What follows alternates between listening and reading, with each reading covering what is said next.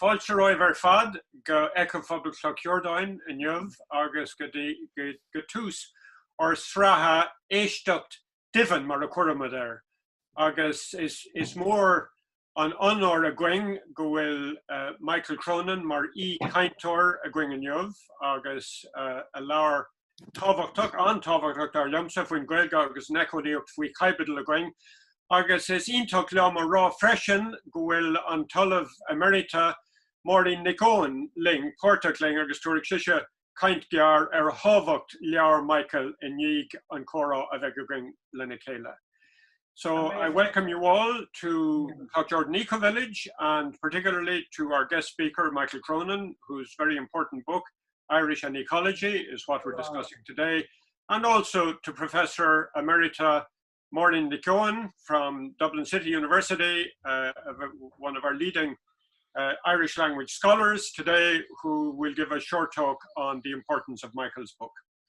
So, come to so queer, vi me ceap me go raibh sé tábhachtach a rá ó hús an Ecofablan seo Cloughjordan, vi sé mar aim a going an Ghaeilge cuaircan cín, mar sin tá anamnacha na shreiden ar fad san Ecofabal in Ghaeilge 1, ní a scríomhad go bearlaíad, so tá mise ag caintenis ó fearan geal, tá ord na gapal a going, tá taobh an trochain a going agus mar sin de. Agus freisin, viú ceartú chora a going, viú rangan a Ghaeilge a going, agus le blian a nuas, níos mó na blian a nuas, bíon pop-up Gaeltacht a going. Viú sé a going gáir sa bhí, agus beagán rih an díon glasáil bhagamar go uair sa teachtain, gach sahran ag man le agus binne an fágur thuchríomar na an caint seo ag man le, sort in almost nu kan an spás an pop-up Gaeltacht a líonú.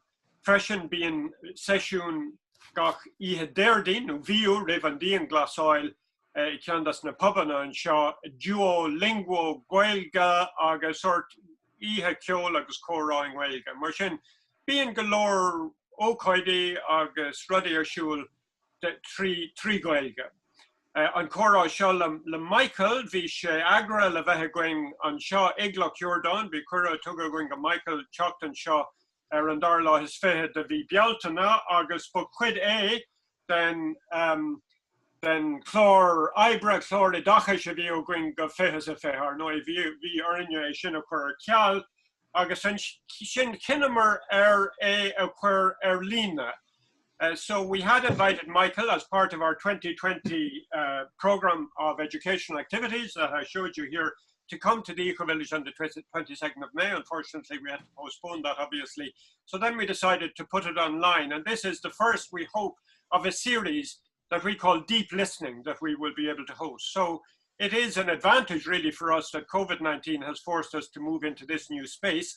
And of course, we couldn't have had 100 people here in the Ecovillage to attend Michael's talk, and certainly not people. I see people here from the Czech Republic, people from New Zealand, people from Singapore that are joining us today. So it's more on Okoide doing it. I think so, yeah. People do, or do they? All right. Now, Tadineg and Nakwil Bolova has Fedrilam a Cloughjordan. Somebody is not muted there, so I'm hearing them if they wouldn't mind muting themselves. So,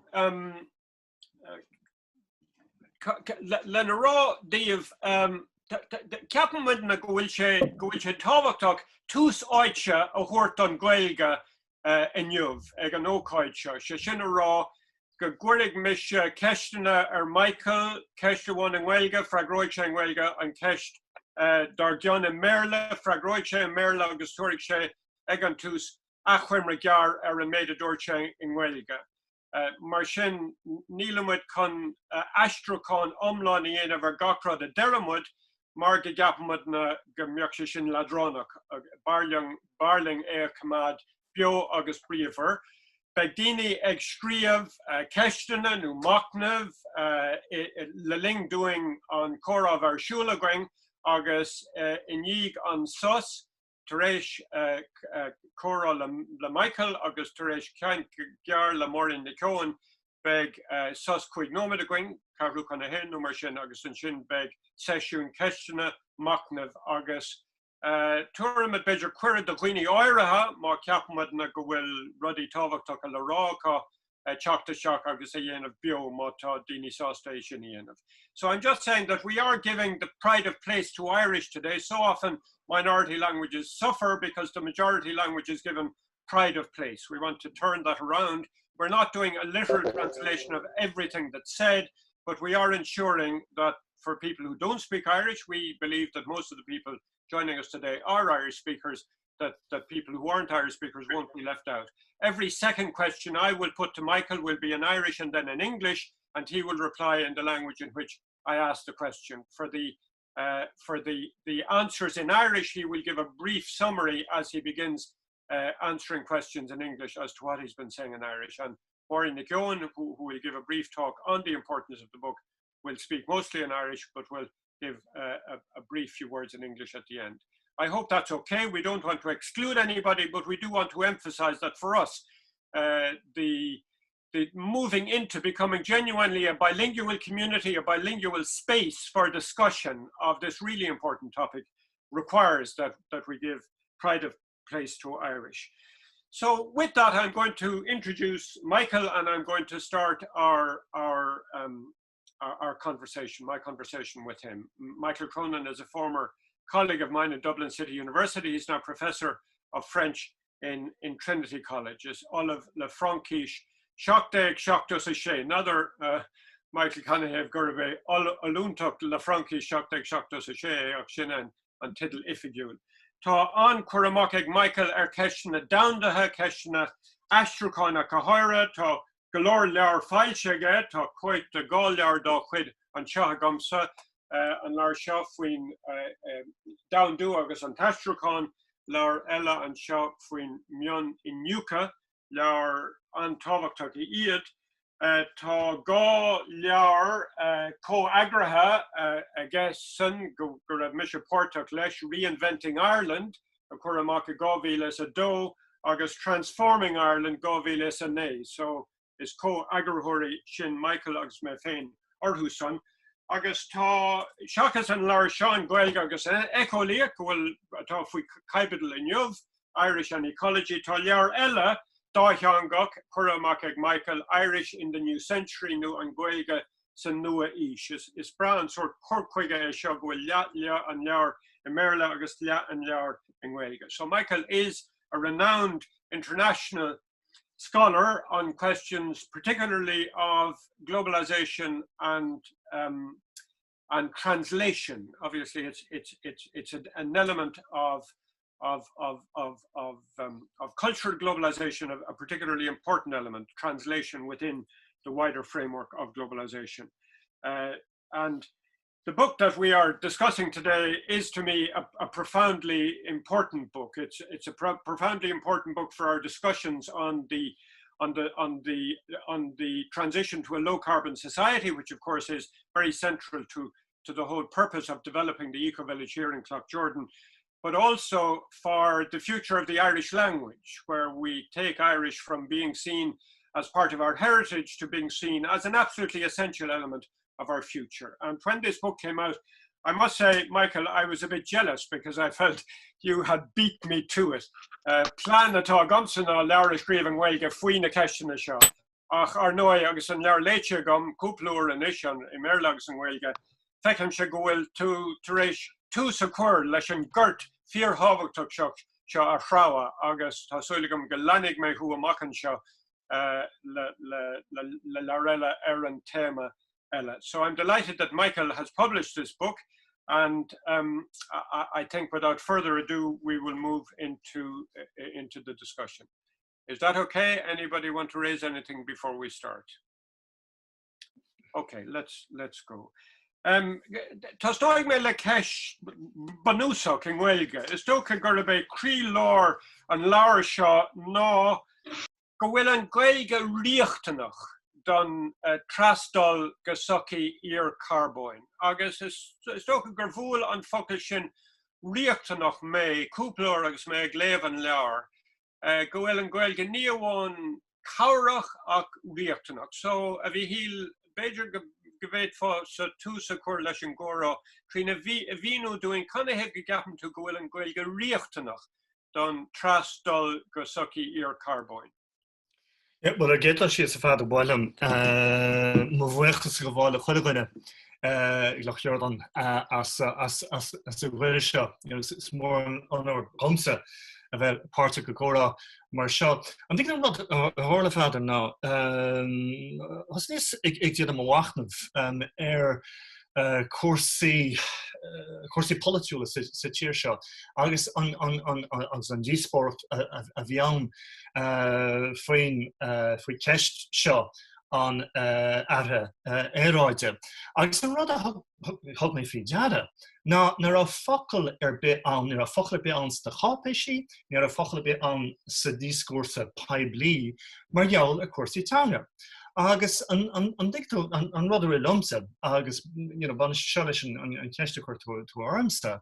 Ná an rud is bonúsaí agus tú ag déanamh do bhachnamh hábhacht Éiceolaíocht na háite ná ceist na teanga. Mar leis an teanga, le thuirlis na teanga, déanann tú chuir síos an áit atá timpeall bit. Agus muna bhfuil an teanga agatsa chun chuir síos an áit bíonn tú sort dal annach chuid gnéithe a bhanas leis an áit sin. Agus is dóilm hain agus is féidir pléin is fuide a dhéanamh faoin ceist seo. Ach maichann tú mar hampla stair muinte na héireann. An rud a hála snéamh agus an taithreú tabasteach seo daoine ag dul ó teanga bháin go teanga eile. Ní rá na daoine in an chuir síos a dhéanamh a thuile an tíagleach. An timplacht, mar chail siad na focla, chail siad an teanga a bhí acu. An teanga bhí an le 2000 bliain an nuas agus chuir síos leanúnach a dhéanamh ag teanga sin a timplacht. Agus is dóilm an rud a bhí lumsa ná gur tháinig sorta dí bheas nó tháinig dí spaga a timplacht agus hábhacht na timplachta as an athrú tabasteach sin. Dá bhar sin, má táid ag íre mar hampla réiteach a áil scéal na timplachta agus an dochar leanúnach atá neanamh agin don timplacht seo. Caiimiid agus tá sé seo peanach féchant an Ghaeilge mar ochar, mar uirlis chun teagháil a crothú nó a crothú idir muid agus an timplacht. Mar hampla an cathair seo in Láchilia. Cén tanam atá a gcathair seo Ghaeilge Bailachlia nó Dublin.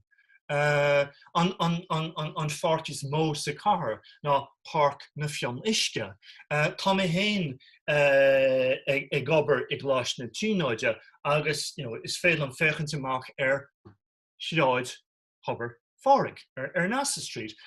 Sin dá sa Ghaeilge tá tagartí an fud na háite don Uisce, do hábhacht na Uisce don chathair. Ach I Méarla, Dublin, Nasa Street, Phoenix Park, tá tú dal hábhacht na Uisce, agus tá tauchaí na cathrach seo ag bra hábhacht na Uisce, hábhacht na nelibítí seo a bhhanas leis an timplacht. Agus, sort an tódam músach tamsa ilen na górsaí seo ná tuis goláimid an teanga chuile le den teachtain seo Erlish, no mar dúirt mar ochar tá agin go léithúil chun teagháil fracticúil, ní me chaisfí rud tibi, tá me chaisfí rud fracticúil, ach an teagháil leanúnach léithúil a dhéanamid leis an timpeallacht. Bra sin as Braliamson the sample a hugan to doing Mariola Tavocht and Ishkem la clia shin sample on fracticule. Thank you, Michael. I'm conscious now that some people who may not have heard some of the really rich insights you had there. I'd like now to move on to another dimension of this, and it's a dimension, I suppose, that deepens the discussion that you've just given us in the answer to the first question about how we're blind often when we don't speak Irish to so many important elements of the world around us, and you gave really good examples of that. But I'm really struck also in the book, and I take this quote from page 11 of the English language essay, of the triumph of a culture of possession over a culture of dwelling. For us, in this eco-village, I suppose, a culture of dwelling over a culture of possession explains very, very well what we're trying to do as an intentional community, owning the land in common, cultivating the land in common, having our own farm, having our own district heating system. So I invite you to reflect for us on the importance of this distinction between a culture of possession, which of course is so central to a capitalist mindset, and a culture of dwelling, and how we might move from one into the other. Yes, Peadar. I mean, if I could sort of go back a little to one of the things that I was kind of alluding to when I was answering your previous question. The one of the things that seems to me that happened as a result of the language shift in the 19th century, and of course the language shift was more massive and more recent than a lot of historians had previously argued. But anyway, one of the consequences of that was that people found themselves in a landscape in surroundings that they no longer had a language for. They became, if you like, sort of blind to the significance, the meaning, the historical situation, the geological origins of the places in which they found themselves. So what happens then is that as a result of that, then the main relationship that one begins to develop with the land is a relationship that is one of possession rather than one of meaning or one of significance. It's a kind of Sean O'Toole years ago said that one of the things that happens as a result of the kind of language shift is that what he called it, in his sense, a kind of a passion for place replaced a sense of place. Now, I would kind of slightly alter what Sean O'Toole was saying there, and I would say a passion for possession replaced a sense of place. In other words, that if you what became primordial then in the kind of the imagination of many of our compatriots was the idea of possessing, of owning the land, which of course is dictated very largely by the colonial dispossession that happens at the end of the 17th century. But what happens then is that all of the kind of the passion goes into possession and is removed from sense or significance, because the sense or significance gets stripped away from the place, which the language shift, the language transfer.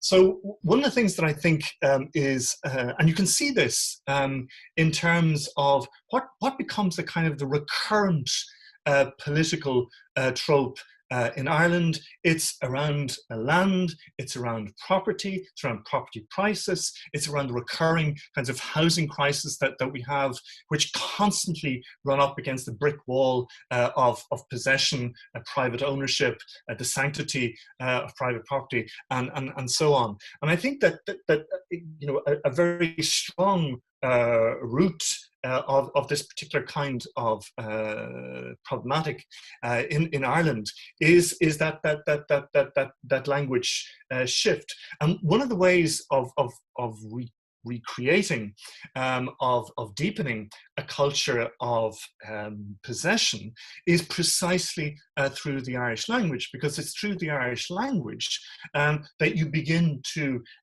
understand, you begin to get a sense of the kinds of historical, narrative, physical, environmental embeddedness of the place. And the example that I gave in that question you asked me in Irish is that the city of Dublin, I mean, what did Dublin, you have this name Dublin, but if you have Dublin, the dark pool, if you have Baile Ghhailge, you've got the reference to the ford. If you've got Phoenix Park, Phoenix, I think bird, it's Park na Fionn Uisce, and you get the reference there to Uisce. My office looks out onto NASA Street in Dublin. NASA, okay, the kind of mark of the Imperial, but in Irish it's Sráid Hubbard Fáric, so it's Patrick's Well against. So it's the kind of source of water. The city of Dublin's future depends on how it treats its water supply. The very survival of the citizens of Dublin depend on the most precious resource of all, which is the water that's coming into the city. The marks of water are everywhere in the Irish language in the city of Dublin, but in English, you're made blind to this. So one of the things of if you like, the kind of the recuperate the finding a place again through Irish is the sense that you come into you dwell in the various layers that constitute or go to make up the particular place. An Simuil ach ceandas na deacrachtaí atá gringe is dócha in éireann ná mar luan tusagus mar dern tú sa leabhar go bhfuil an meon ifigiúil féin dail don de hábhacht na teanga agus don ról go ma ceart a bheoch ag an teanga I le na ggéircéime Ecolaíocha seo atá gringe agus tugann tú an sampla uafásach sin den astruúcháin an nearnú ag tús Comóra na heachtarí chun Comóra dhéanamh ar néadag sa séideag astruúcháin dhéanamh ar Google de ceandas na cápéisí luha le na Gomóra sin. I mean, ba uafásach an cur chuige do creite go bhféadfaí stát na hÉireann le héidir le dhéanamh. Can I have go ceapan tú go bhfuil an meon ifigiúil có dail sin do hábhacht na teanga ach go háire le ggéircéim na Ecolaíocha? Well, is tólim hain sort ceist pasta ar bhealach. Ar bhealach go bháin is féidir a bhíomh go mana sin le sort of idiolaíocht an éon teanchais. A tháinig an cín san éisteag agus go bhíonn stát agus teanga agus I gás na héireann is dóna go an phríomh idiolaíocht seo a scape ag a lucht ceannis. Ach fiú an dictú nuair a bhhainmar saoirseamach Richentír ní Janan sort an réaltas a raig bhealach leis an idiolaíocht seo beidir bhealach an istóibh hain. Ach is tóim bhfuil fá níos bonú sí ag baint leis ceist seo. Mar dúirt me san leabhar tá annach chuid taide, tá annach chuid oibre déanta le blianta beag anuas agus an taide fíor hábhachtach mar gheall ar choc cheangólaíocht na Ghaeilge na chunsaí soch cheangólaíocha a bhainans le mea nó le marthanas na Ghaeilge. Ach is tólim ní mór an taide déanta agin ar an lé híoch teangólaíoch. Is é sin rá is tólim ní mór an díspóireacht paibli. No fiú van mar haplas na hoscona. Free ceist seo an sort an trauma teangan. Maar seachthuisteach tá ancur síosteanta ag Patricia Palmer seo sa leabhar scríosaí faoin an sort firéigen leanúnach a bhí an in Amsir an chonchais in Éireann agus an teanga á strís ag an drama hána isteach sa tír. Go ceist seo na teangal na teangan a ceangailte le ceist an réigen. Agus san éhuisteag an rud a hála an Amsir an deoch híal an Gorta Mór ná an taisrú tabisteach seo agus dine agus bhí sin ag tarla hana hain ach fós hain an rud a hála in Amsir an Gorta ná agus is leor mar hampla taidetá dianta ag Janine Altuna in Mallorca duine an Jank agus tá annach taidetá eici muinte na Arménia sa bhrank agus ní raibh siad ag labhairt a deanga héana hiile gur astíoch na tefic seo go Frankis. Ach an rud a deansi sa leabhar seo, nó an sort an feim na béileachta, no? Tá sort gá aim ag a mail, rudaí a rá agus rudaí a ithe. Go an sort an dú ceangal seo, idir ithe agus leabhart. Agus má hepan aim a bhain, níl tunán rudaí ithe a hinne, mar níl faic le nithe, níl beán. An sin, chun si sin isteach aim na teanga. Agus fanan daoine ina dost. Ní an is ná ein rud a héile ach ní féidir ab leabhart. Agus is tóliam go bhfuil anna tionchar ag an trauma seo ceist na teanga in Éireann. It's féidir chuileáit sa tír seo, má ardíonn tú ceist na teanga i deachtarna agus tú measta de cholúder. Tasníon díspóireacht, tasníon argáins, bíon chur agus cóite bhain, ach an rud is folasí ná orintí bíon na mothacháin atá Spáins ag na dín is mothacháin láidre iad. Mothacháin na ferige, mothacháin na ceantaachta. Agus is dóilm hain go manan an sort an tost seo maidir le ceist nó na ról na teangan agus ceist na Ecolaíochta, go manan sin go banúsach le rud atá taobh hir de annachchuid díspóireachtaí sa tír seo ná an trauma seo. Cén tedla bhí ag an leabhar sin le Seán de Fréine agus é chuirsíos Amsir an Ghaeilge ná The Great Silence. Agus is dólam táid ní bhain go rá an sort an tost sin an I gás na timpachta go dtí le déanaí ach bhí an tost agus tá fós an tost sin an mar gheall ceist na teanga. Yeah, I'm delighted you moved into that issue of trauma. I was struck by the fact that it is in the Irish version, the Irish language essay in the book, that you have a section on trauma. You don't have a section on trauma in the English language section.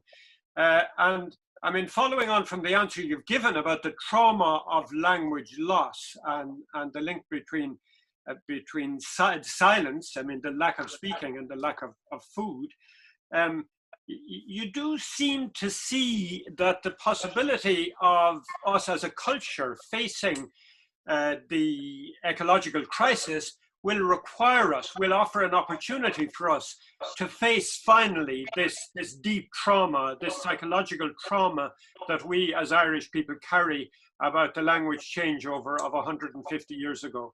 Do you really see this happening, that this is an opportunity that requires us to face that trauma finally, if we're really to make the transition towards a low carbon society? I think so, Peadar, in so far as that one of the things that's very striking, you know, in so much of the kind of the discourse of language around ecology is that is the thing that we get from many native traditions. It's about naming the names. It's about calling things out. It's about identifying things. A Belgian philosopher, Pascal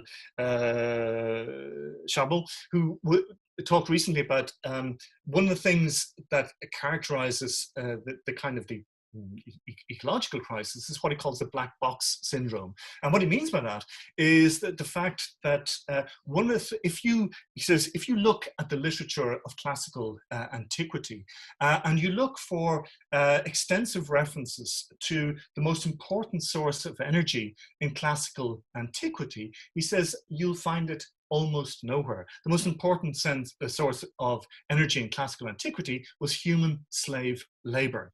He says if you look at the literature of the 18th century, the 19th century, the 20th century, when fossil fuels provided the most extraordinary source of transformative energy in developed societies.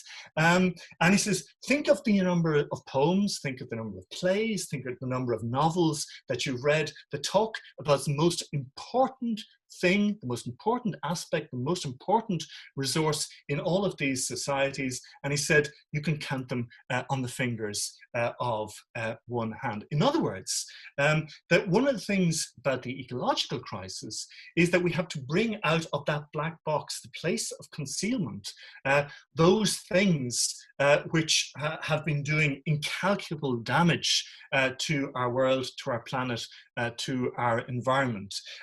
Just as, for example, during COVID times, and you know, we're part of this now, it's part of an online conversation, but how much are we talking about the extraordinary damage that's been done by data centers, by all of the conversations that have been had virtually in terms of energy consumption. People talk about how wonderful it is that we can carry on all these different kinds of activities, but again, we're not mentioning the energy cost. So this kind of black box of concealment, it seems to me, also applies to questions of language. What happened, if you like, as a result of the initial violent trauma of conquest in the late 16th and 17th century, and then the catastrophic event of the famine and that oral connection between eating and speaking, so when the food disappears, the words disappear, is that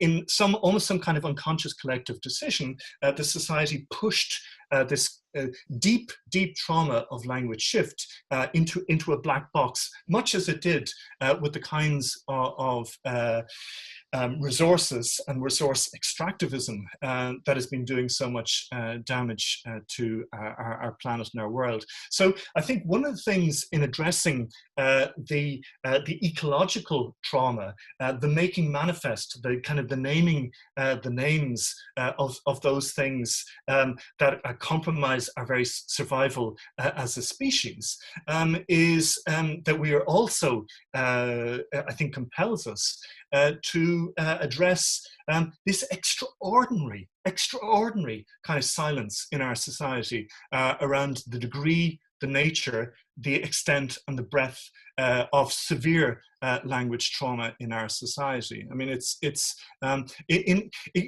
very interesting that in recent decades, when we've done so much to kind of flush out the dark ghosts of perverse forms of clericalism, of institutional neglect, abuse, and so on, taking those kind of dark secrets and bring them out into the open. The extraordinary reluctance to do this in the case of language. We've had psychology departments in Ireland in every single one of our universities for more than 60 years now. Not one single one of those universities has engaged in a major research project on language trauma in Ireland. And that itself, I think, is very eloquent. It speaks eloquently about the nature of and the extent of that silence.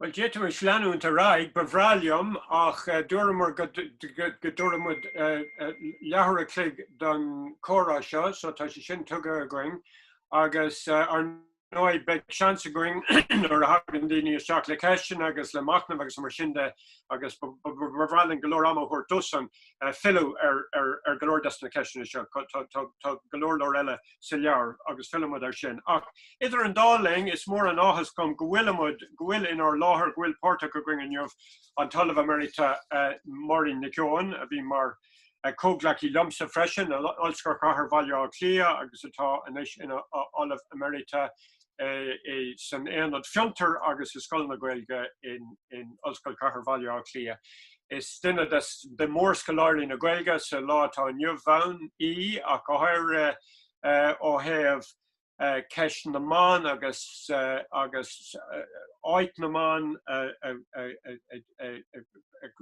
pur láhar o have literate na Ghaeilge de agus ní sténí tá si in a coagar hor Australia mar jouler literate na Ghaeilge foot and down so an gné internationalta the culture agus go sail na Ghaeilge mar sin a warning falcherot agus tamad ag súil gomór le de kaint mar jouler távacht lear Michael.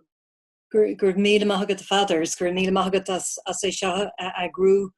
It does ook part bhailim an leabhar fréaslú le Michael is dóilim go bhfuil na buanna fada as na leabhar fada a scríofa Michael go dtí seo ag baint leis an leabhar seo chomá an chuí a dtugann sé discúrsaí agus disciplíní agus tradiisiúna agsúlas muintóireachta le chéile agus gannn sé nascan na torthúla agus an sin go gurn sé aragóintí áitiach chun cín boníthe ar siúd. Bhailim nar an cúpla nóimeteach chatha beidir ag smaoine ar céir a bhfuil an leabhar dírithe. Mar stoilm gannachno ag Ghaeilgeoirí go leor gan na haragóintí atá sa leabhar mar is téamí móra I litriacht agus I gritic na Ghaeilge na ceistan ar fad a bhaineann le cuasaí inmhuaitheachta is stoilm go bhfuil an imní ontóliach fao cheachad na tanga hain cho lárnach sin sa litriacht agus a gritic tá sé an gcónaí ach tá na téamí eile tagach an cín freisin cuasaí timpachta, cuasaí bithe agsúlachta, cuasaí éráide tá siad á bléig barábach sa litriacht choaimseirthe. So dá bhrí sin háláin go daco ag Ghaeilgeoirí le go leor den na haragóintí sa leabhar ach nílim beidir cho cinnte faoi cén raggart a bheits an measc locht Ecolaíochta nó gníomhaithe Ecolaíochta cé cho hoscailte sa bheisiad. Mar is tóch an bhanáid ná go bhfuil an dá discúrsa cho scartha sin óna chéile ar level an phobal, ar level policy agus ar level polítíochta agus uaireanta tagann siad le chéile beidir I ggótheachs gníomhaíochtaí timpeall ar chuasaí éráide beag páistí ó Ghaeilscoileann agus ó scoileann na Gaeltacht ar ardain beag gníomhaithe gur Ghaeilgeoirí iad ar na meáin. Ach an rud a tharlaíonn an sin aga mííon sar discúrsa cóthróver in Ghaeilge is anmh a bhí an discúrsa na Ghaeilge agus discúrsa na Ecolaíochta áflé I danta chéile agus sin díreach mór hábhacht an leabhar go bhfuil an dá discúrsa tuga le chéile. Is fiú a chur san áirdh go bhfuil scríbhíní san Ghaeilge éachan ar cheis na tanga ó perspectíocht éici cheangólaíoch go háirithe ó chasan na mílíse tá rion scríbhíní le teangólaithe agus scríbhneoirithe agus gníomhaithe tanga ach níl rís an argóint sin denta. So más ceist Ecolaíoch I ceist na Ghaeilge cad a hílíonn sin de phobal na Ghaeilge sin cean na ceistena ascri and as an leabhar agus cadachílíonn sé beidir don chorchaig a politúil a bheoch ag an bobbal sin. Cadachílíonn sé don Ghaeilgeocht Éiceolaíocht agus don chorchaig a bheoch ag cosisiú. Agus cadachílíonn sé don bhór phobal in éireann agus go háirithe beidir dóibh siúd a bheith patúir faoi cheiste na timpeallachta agus patúir chumach céanna faoi cheiste na teanga. So luha mé dír a cúpla pointin is a chuig bhaimar am hain go pásandaachs mé ag léamh an leabhar agus beidir bhealachar sort pointi iad a danlumm mar cheistena mar aibanna agus an leabhar léite gom. An chéad ceann den rudí is tábhachtaí ó thaobh na polítíocht a cultúr agus timpeallachta is a meon an phobal maidir lena gomas agus maidir lena ról hains na cuasaí seo. One of the big challenges facing climate activists and language activists is the big question of motivation, especially when there's a sense of inevitability and a sense of helplessness about these issues. How do you motivate people about something when they feel that the forces at play are too powerful or are too remote from their everyday lives? Or when there's confusion about the role of individuals, the role of groups, the role of the state, the responsibility of communities, the responsibilities of national and international bodies. And it seems to me that green issues and language issues are often looked at in terms of personal choice and personal behaviours. So you get political and community resistance. So the idea that a carbon tax won't solve the problem of carbon emissions because really it's up to people themselves to change their consumption patterns. The idea that it's up to the people of Ireland to save the language, it's up to the people of the Ghaeilge to plan their future on their own. And it's a question in the end of individual will or community will, not a question of a fragile ecosystem that needs to be respected and supported if it's to survive. So that's the first thing that sort of stuck with me, and I'm working through it. And Dara Canna, Ghaeilge and Scale of Flater, Gahanavas the Lars, Tasha Luiteg Michael and China, Keston trauma, Kesh Ghaeilge Éiceolaíocht, the psychological obstacles to ecological thinking. They're addressed in the book, the common attitude that the environment or the language makes demands on us, requires sacrifice, becomes part almost of a penal regime. But Michael in the book refers to Timothy Morton's book, Being Ecological, where a counter argument is presented that being ecological can be a very pleasurable experience. And I think many of us have experienced that in recent weeks and months, where we've actually been able to experience and be more aware of our immediate environments. Modula cuasaí teanga déiteach pleasure a bheith gceist leis sin freisin mar atá molta rís ag Michael sa leabhar se dá dóg fé an teanga an Ghaeilge amachchas an seomar range dá bhéachach muid irthaí I ggóthaic na timpeallachta an saoil timpeall orin agus an rudí simúla go léir atá timpeall orin dá bhéachach muid an bléisiúr a bhaineann leis an spreaga a bhaineann le bheith dún agus I dagháil le rudí atá difriúil le gnéithe cultúr atá difriúil. And it's very interesting that many second language speakers of Irish, both of Irish and non-Irish background, the new speakers as they're now termed, many of them have emphasized that pleasure of language acquisition exactly in such terms, in terms of access to new cultural pleasures or new kinds of social interactions and freedoms of expression. And yet that sort of narrative about Irish or that narrative about language acquisition, it's not there. That trauma that Michael was talking about doesn't allow that to surface. And those sort of ideas, even though they are there in some critical writings, they're not often communicated in public discussion about the Irish language. So again, that's the second point. And the final point, agus an puinte mór is socha sa leabhar bhealach na an chuí is scartar na discúrsaí ó na chéile, an chuí is scartar cuasaí teanga bhealach an díomhálach ó gnéithe eile fiúháin de áireach na tíre. So both in official thinking and in community perceptions and experiences, there's a gap between the language and other aspects of our heritage and even of our heritage and culture. So you have a Department of Culture, Heritage in the Ghaeilge, in which there are 3 internal subdivisions that work independently of each other. So you can have a draft heritage policy that focuses on the physical and the built environment, but that doesn't take into account the non-tangible heritage that shaped and interpreted that physical environment. You can have a climate policy, as Michael mentioned, with no mention of language as a mediator of human interaction with the physical environment. So Morocco square so if ecological thinking is all about seeing relationships and interactions between physical and cultural phenomenon, well, there are many examples of it in Irish language literature, from the very earliest sources down to the work of so many of our contemporary writers. And now in the contemporary work, it's often linked to a global consciousness about sustainability, and it is linked directly in some of that work to issues of climate change and biodiversity and species extinction. And one of the things that this book does, I think, is to challenge Irish language scholars, because what Michael is arguing is that that richness of insight which is there is not being communicated adequately to policymakers or to the general public. So talú bar lár agus freagrachtar in galéir madra le seo.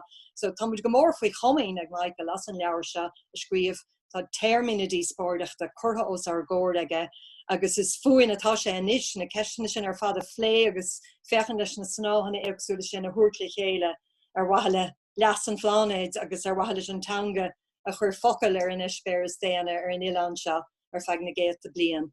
So gur maithagad a fadar. Ar mí maithagad a bhharín bhí sé sin an sever go jo go bra.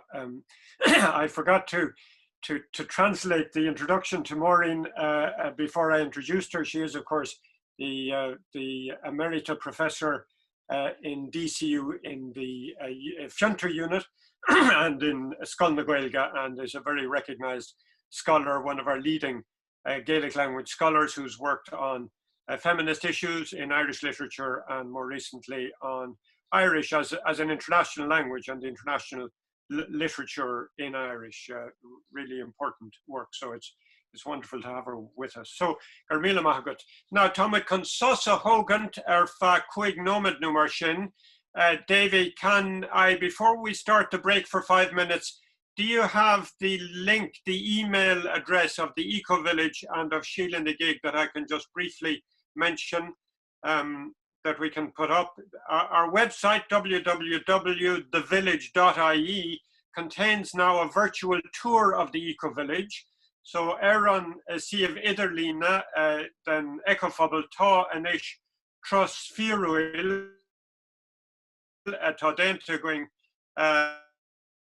the war na dian na trus na shotnula vi agraha going a queer cal. So Shin Kianawan, August on Chopalaurata going it's Cloughjordan Sheila na gig. Tá sé ag tarishkant especially in Ladini on Yaur or the Uhusan agus Kurlik Sheet Oiter Bay er down here. So info@sheelanagig.ie Shin on Shola Reafish. So Sheelanagig, our local bookshop, where you can order the book from that, and that will be sent to any place in the world. So here now on the screen you have the Ecovillage website address, and there you can find the half-hour virtual tour of the Ecovillage. Of course, we invite you, once it's possible to do so, to come to the Ecovillage. So we have tours every Saturday and Sunday afternoon at 3 o'clock throughout the year.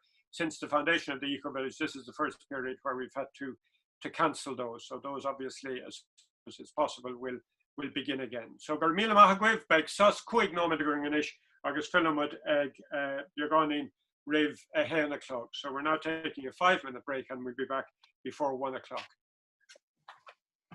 Fulcheroy Farnash, welcome back, everybody. Killian and myself have been discussing some of the questions and the points. We are going to invite Diarmuid Coffey from New Zealand in now, who has been making a point about Maori, which seems very interesting.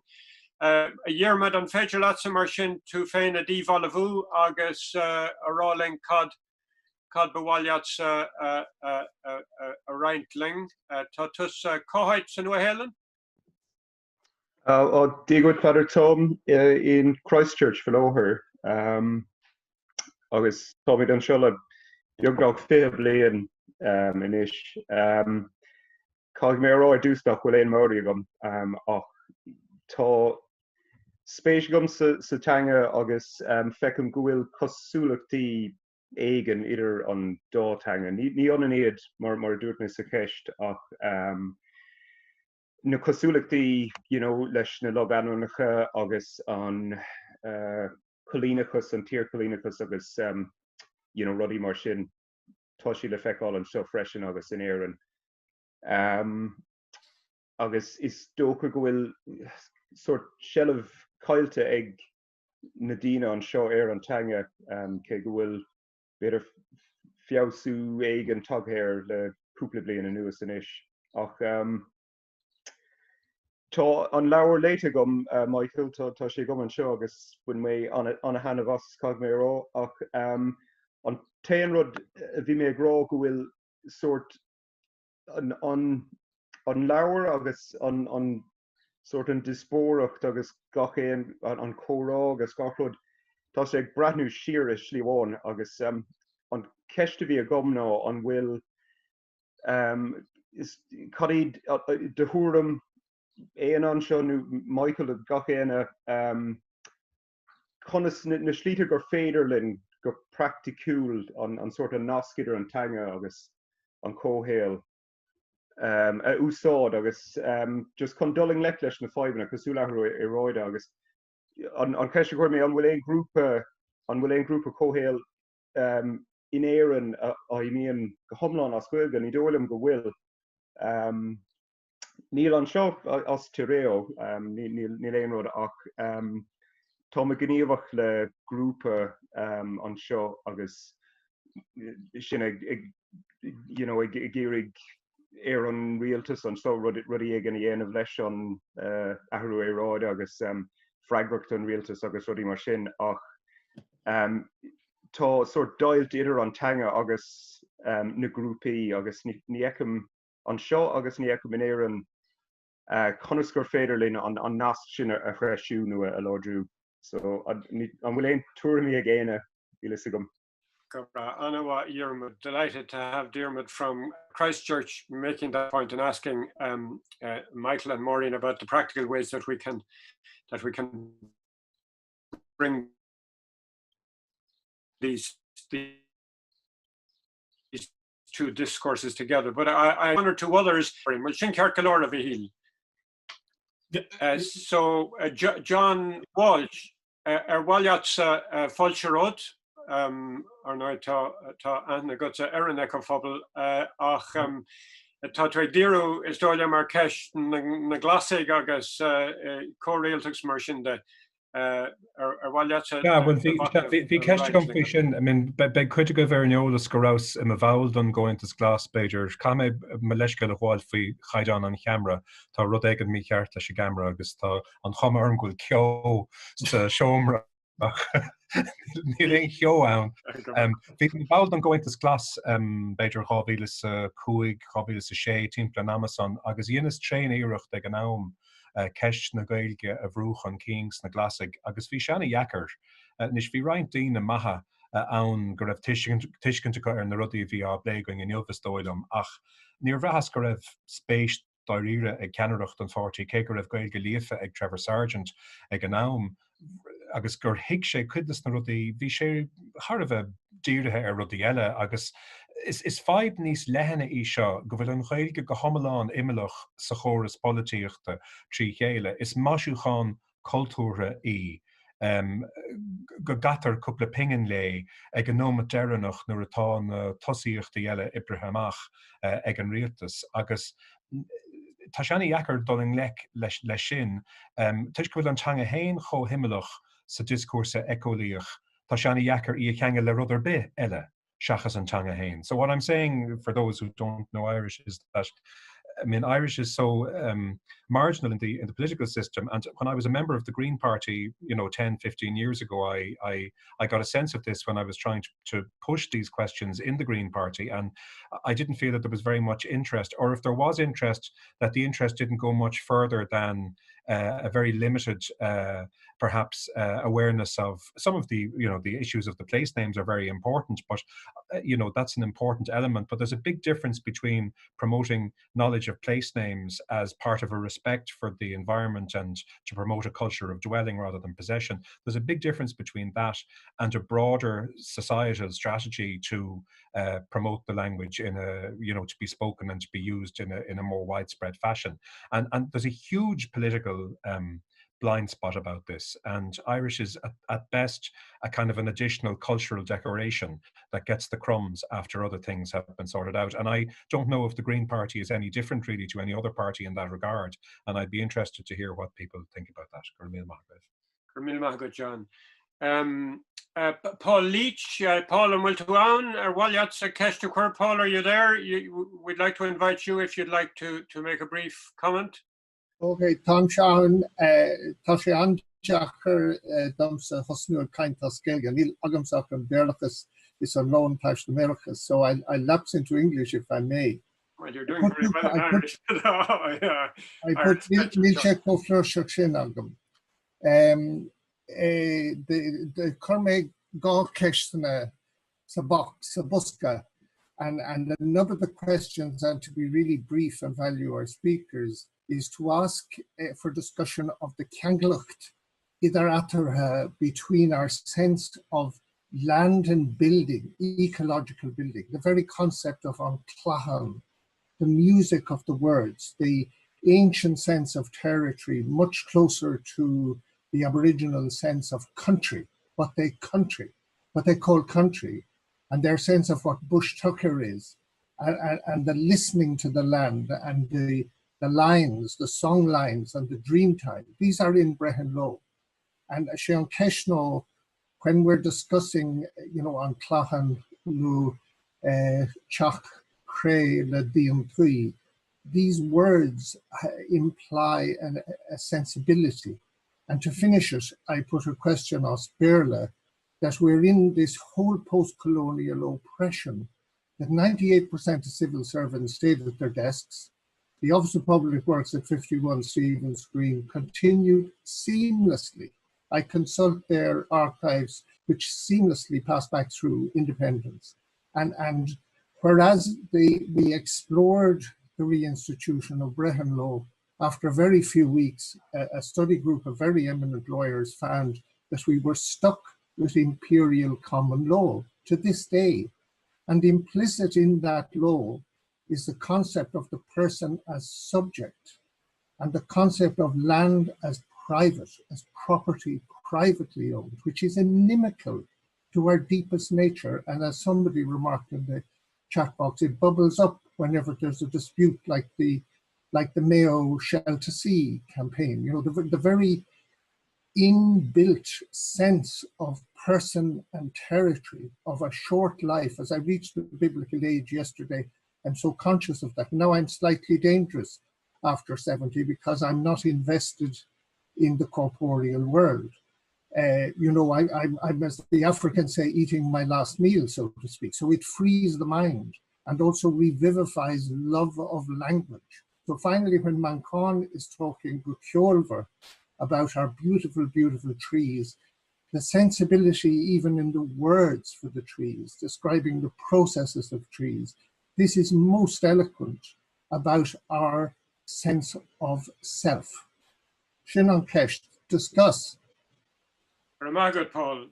Agus for Yara Morid Nikra, Walyatsa Kupla Rudder Rolling, Matatu Reg, New and none with a rag. No, Tommy Reg, hello, Gachtan, Tommy and so in Dunedin in Alban. Agus ta an lawer later gom agus massam gohfuil se go húntacht fad agus an téma tá an is ní ceist na Ghaeilge ach téma idirnáisiúnta atá lé going agus tá buint gamsa agus ag mar céile níos mó leis an Alliance for Intergenerational Resilience agus na ceiste na céine atá á lé a cosán. Bhálum gá cheist a chur Michael Kirby ceanháin in Ghaeilge agus an cean eile méle. Cad é an difriocht idir téma an leabhar seo agus argóintí sapír Wharf, mar ní bhí an measmadra ag daine san nátá nó bhán ag na argóintí sin. A bhálum, churann sé sapír Wharf, churann sé George Steiner, Hans Gadamer agus na daine sin go léir a gcuine dom measam go bhfuil na hargóintí céine beidir go bhfuil difriochtaí beaga ba bhálum an cheist sin a phlé. Agus an tarna ceist Tá imethe as éan le 10 bliana nó le 5 bliana nó beidir le 3 bliana ní lei gom. Curriculum na Ghaeilge na scolanna san lá tá nó bhain. Cad a álamíon na páistí ar scoil, nuair bhíonn siad ag fálam na Ghaeilge, an míonn siad ag fálam bríthire nó éireacht nó nádúr. Is it time to call for a radical change in the Irish language curriculum that's taught at schools? Garmagut. Anish, Michael agus Maureen, while you've Bejer vor Vragri agus vor Maknav a hortoing whose son, agus night Hugalor, question agus Maknav Elish Griefeg Dini, Tasha called Severshin, ni Fedgerling Dol 3 who are father, Bejer will Count go Pioka Maka Gwivshig and Mawaliev, Bejer Fragreg and a hortoid and a Rodeg and a raw Fuhu. Marshin, Michael. Yeah, well, anachid keshna and shina better get the shears while better on major doors no on keshker John Malchin Marial Corsi Tangan agus Corsi Polatula. Is that counts the Jack TV on Gatisha no Kinte vi is ag lacht na Ghaeilge gedal an Tanga Táfdach gur hig cuiiteach mar dúirt Maureen an teagháil le cuasaí timpeallachta le cuasaí stara le taucí Éiceolaíocht na tíre. Ach is dóinam gur hep oring annach chuitas na hargáin sin a chur fi bhráid pobl níos leithne. Sin cné bháin scéal.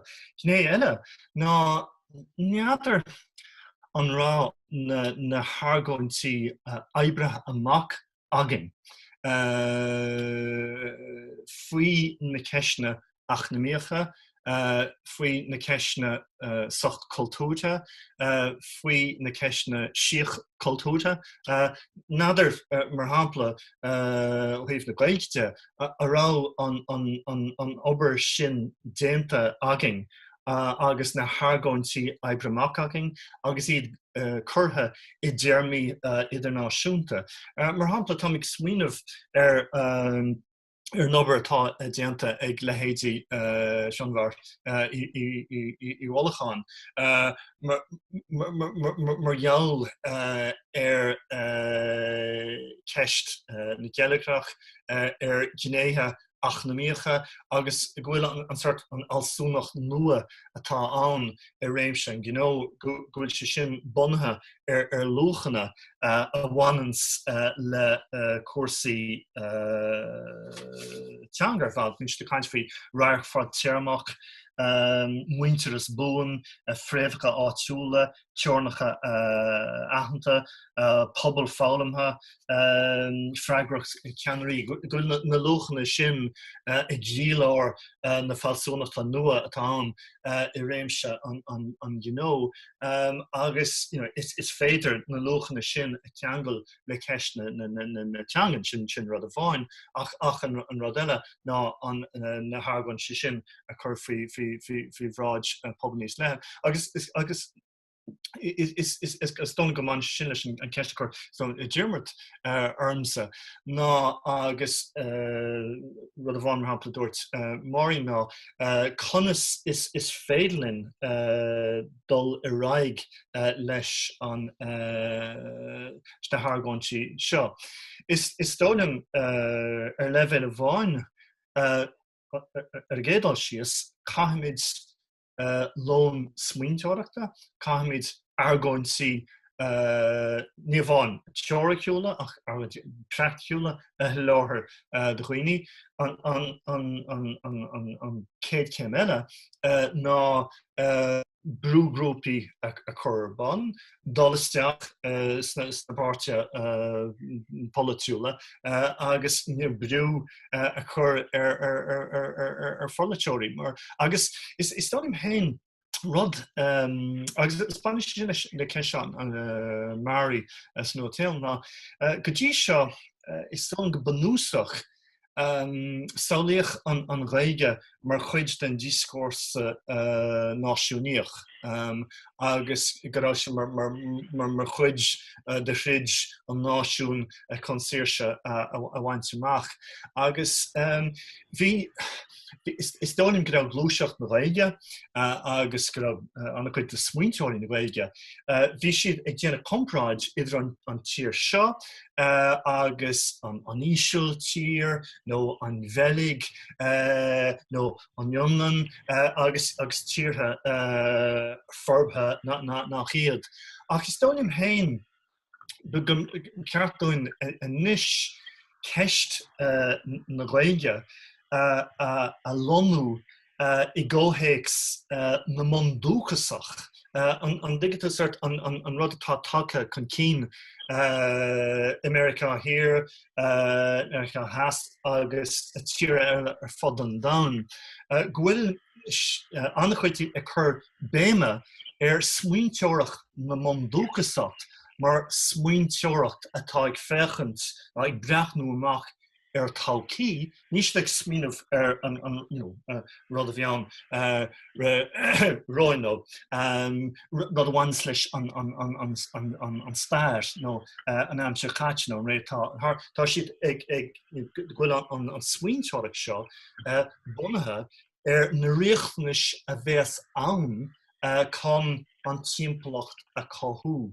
Agus is dóim hain rud forrásach é an discourse nó an teanga a achlonú I nán na mondúchasach sin. Seachas is dóim an rud a bhí an go dtí seo ná grámid ag íar sort an Ghaeilge a lonú I nán an nua amsachas.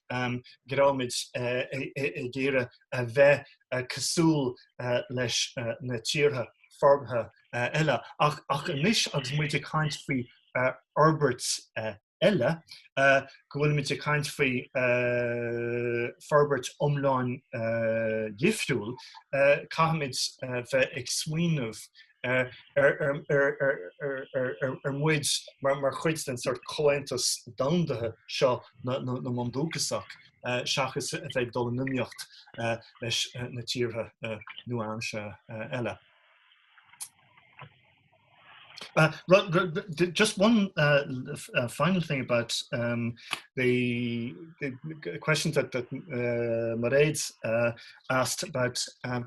Just in terms of the Sapir-Whorf hypothesis, one of the things that I think needs to be remembered is that there's a kind of a sort of crude caricature of what Sapir-Whorf were up to. Is that basically that the language that you spoke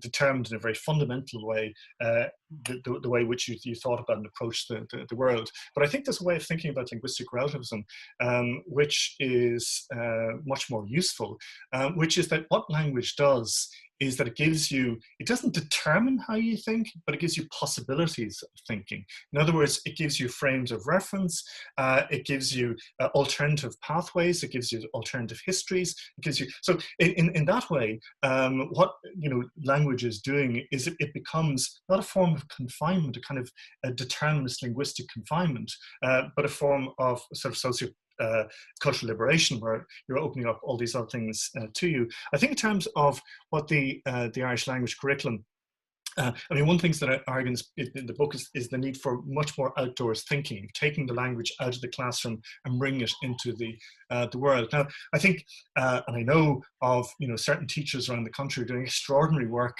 in this respect. But they're doing this very much on an individual basis, and I think it is certainly one of the things that needs a kind of thorough rethink.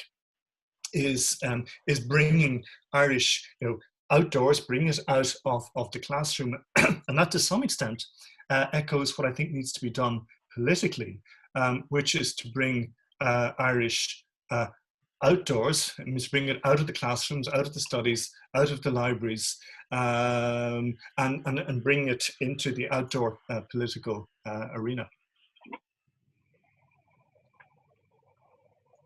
Gur míle mágad Michael. A worry, nar bhil in aishragra hort gus an pléise ar fad? Well, Dúrach cúpla pointe, an pointe faoi sense of space, sense of belonging, sense of territory. So lim go bhfuil sé sin fós anna láidir I gantrachaí áirithe Gaeltachta agus ceann amháin gan rudí a bhainean le cultúr natanga fós ná an bhéim ar an áit agus an áitúlacht sin agus sin bhfuil potential in sin beidir le glúiseach de bhanú ar sin a thuúrach le chéile na snáine éagsúla ach tá rud casta mar fiúin sna cantar Gaeltacht is láidre ní bíon díspóirteachtaí móra a bhainean le rudaí a bhainean leis an timpplacht agus bíon siad tasaí agus ní bhíon siad á damáint a gcónaí ag tuiscintí Éiceolaíocha so tá égur mar dúir Tim Robinson gur carbon frugal communities quite wá den na cantarchaí Gaeltachta na cantarchaí tá fós na cantarchaí Gaeltachta ní honan é sin agus a rá go méid políocht Éiceolaíocht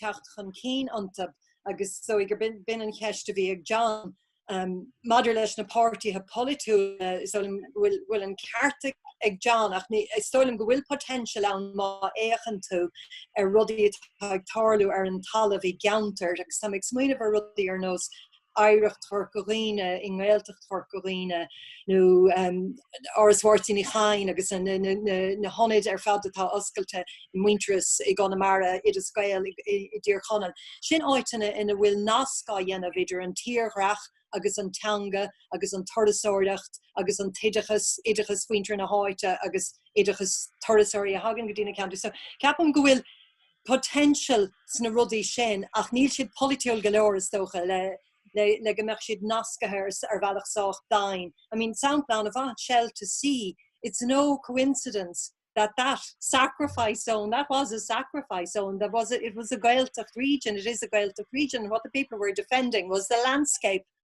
And it is no coincidence that same region, and since that campaign started, that they did a micro mapping of that landscape. And so that the interest in micro mapping, in naming, in reclaiming what is there, and naming it for their own communities and for visitors, it's part of that Fasacht culture and Fasacht Tanga. And in that instance, it was linked to a major global issue. So there is potential, I think, looking at the communities. All you have to do is listen to Radio na Gaeltacht to see how áitiúil it is, how the local is really, really important. But it hasn't produced what's needed, I suppose, is a glúiseacht Gaeltachta, glúiseacht Chearta Shibhialta na Gaeltachta, the Gaeltacht civil rights movement, which again had elements on their agenda in the 60s and 70s that were ecological issues. We need something like that again, something to bring together the energies, those local energies. So that's just my thoughts on that. In relation to education, I agreed absolutely with Michael, and I think the key is kohahu, integration. I mean, the primary school curriculum is meant to be integrated. Teachers are officially meant to be teaching other subjects through Irish, and that. But there's also a lot of removal of cultural content from the curricula, particularly at second level, history, and history's been put back now again at junior cycle level, but geography was taken out. And I thought when they decided to take history and geography out, that they were taking the context, the very context that you could bring Irish out of the classrooms in, they were taking it out. So they put back the history, but they didn't put back the geography, and they should have, I think, and maybe there's a campaign to be had in relation to that too. But I think integration of the various strands where education is concerned, and as Michael said, bringing it out of the classroom. Míle maith go bhhairlín támad ag teanú chun deirí faríor, déitear sleanú tar raig ach dúramar gus nómad go deireadh ag leabhar héan. Just cúpla amach na gom héin, rith sé chum a gcónaí go bhfuil sé an simúil na tuarascáilna chuireann an panel idir rialtas arthú éráide IPCC a Merla, the Intergovernmental Panel on Climate Change, agus ar nóite anna chuid teannachar ag na tuarascálacha a chuireann siad san amach. De rare céile fecinn se gohfuil siad ag leagan níos mó béime ar thábhacht an sort an curcuig ar thábhacht an culture na mondúchasach mar a chuireann siad san orthu, the indigenous cultures and indigenous languages. So the IPCC reports are giving much more attention to the importance of this to offer us new pathways towards a post-carbon society. Agus ar nói sin gadíireach an rud a bhí ó phlé a gringa inniuh. Indigenous doesn't sit very well, I suppose, as a description for most Irish people with our Gaelic culture, but of course that is what it is. Bon Dúchasach, the natives, not necessarily people who have lived for generations here, as Michael made mention of the new Irish, and the fact that they don't bring the baggage, obviously, often the trauma that has prevented so many Irish people from engaging with the richness of the culture that has grown up here over millennia and millennia to fashion community and livelihoods out of our soil and our climate and our landscape.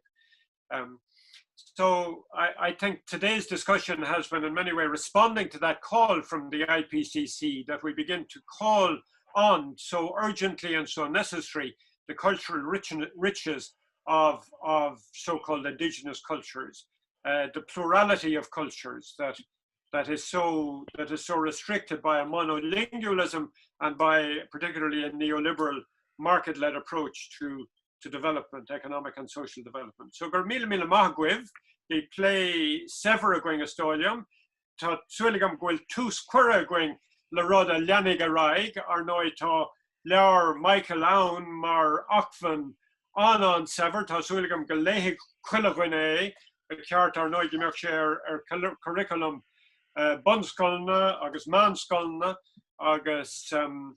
agus severus aun, agus Winchi ko tovachtocha shin le taringtas legavetum wish Kirkwigan nua a vuskelt agus usoiden Michael on focal fuskult oitegan seljaur stolium gulchin ko tovachtok shin ta aspa sort Kirkwiga fuskelta aun a loher na hur agus ta gergo yo. So I don't want to end by giving yet another lecture. I just want to thank everybody. I hope you found it useful. I hope particularly for the people who don't have Irish. I noticed Rita, our own Rita here, who comes from Portugal, making a comment about that. I hope you didn't feel excluded. I hope you understand why we gave priority to Irish, because so often, of course, priority is given to the world's big languages, and this is a lesson in itself.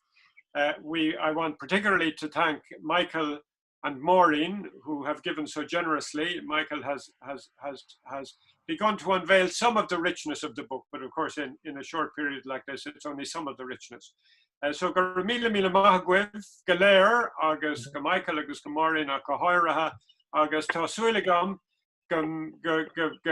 gevogig shiv or shoulder reafwished an liste ta going leg of gemjoch shiv gevetum shiv a queer nolas a machan sha le okoji ele den strasha Éiceolaíocht divan atomid a queer bonanyuv. I hope you will allow your emails to be used so that we can keep you in touch with other elements, with other sessions that we will organize, webinars about in this deep listening series. We hope to be able to draw in people from all over the world as speakers, and hopefully we will again make sure that we have a richly bilingual dimension to what we organize.